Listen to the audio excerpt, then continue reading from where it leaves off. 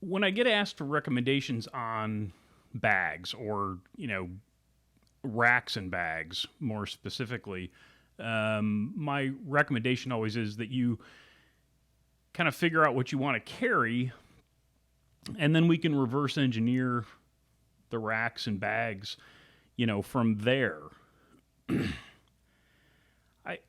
And this is probably a good time to say, with these videos, I don't know that I'm ever going to call this a review.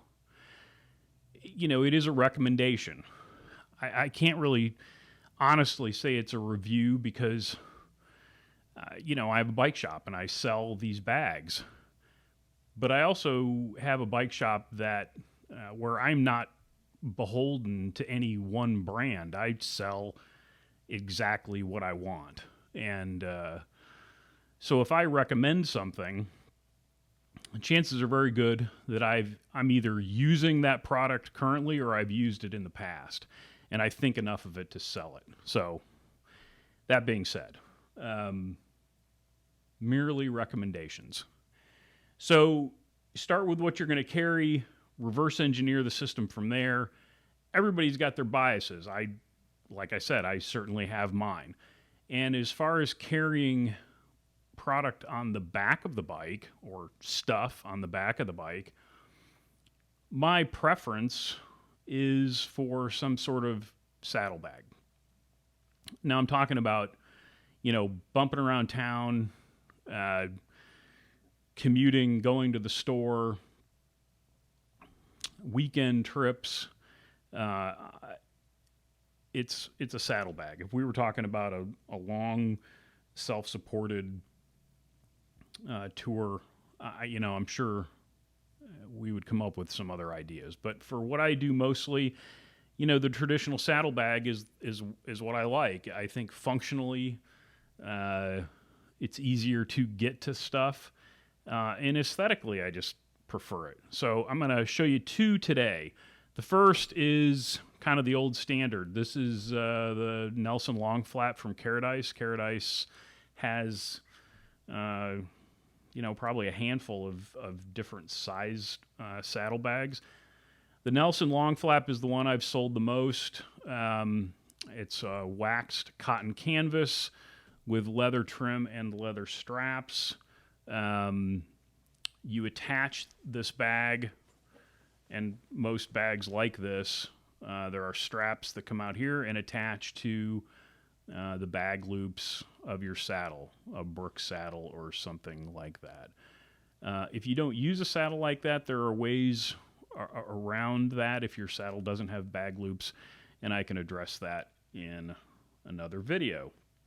Like I said, one main compartment, two side pockets that I would keep, spare inner tubes, tools, things that I need to get to quickly. The nice thing about the Nelson long flap is that you can actually overstuff this bag and then fold out the flap. Gives you a little more space. Yeah. The second bag is the Zeitgeist bag from Swift Industries. Modeled after, the Carradice, attaches the same way. I should add that both of these have straps on a daisy chain for your seat post. Another daisy chain with some D-ring loops on the outside. So whereas the Carradice, you're going to overfill the inside of the bag and then extend the flap, you can actually lash things to the outside of this bag. This Zeitgeist bag is made out of an X-Pack fabric, which is incredibly lightweight. You still have side pockets, just like on the Carradice. The thing that I was a little unsure about when I first started selling Swift is, you get kind of used to the traditional look of the leather straps and buckles, metal buckles. And I wasn't so sure about the Fastex buckle that Swift uses. Now, that was until I used it for about 5 seconds. Much faster and easier finger quotes, to get into. I will tell you that while these bags are designed to go on behind the saddle, there has been a trend recently where people are attaching them to their handlebars and either supporting them with a small front rack or not. So very versatile bag. In fact, we've got a customer that just did that on a trip to Ireland recently. So now, like I said, you can attach this to the back of the saddle, and then if the frame is big enough and you've got enough seat post exposed, you can just affix it to your seat post and you're off and running.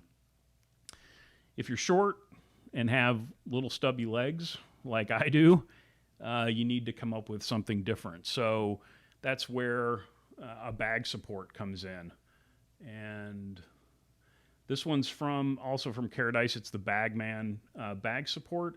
This just attaches on the rails right behind your saddle, and then it supports the bag and keeps it off of your fender or rear tire.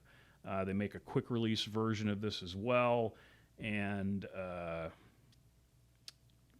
friend Rob at Ocean Air Cycles has a rack called the Erlin rack, and when I get those back in stock, we can go through all the different bag supports.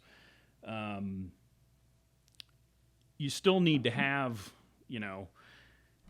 an appropriate amount of seat post exposed in order for the bag support to work. If that still doesn't work, then of course you can always support the bag on a rear rack of some sort. So that's it. That's Saddlebags 101 from the Psychic Derailleur. If you like the content, please consider subscribing, and I'll try to keep them coming, and hopefully you find the videos useful. Until next time, be nice, work hard, ride bikes, play music when you can. See you next time.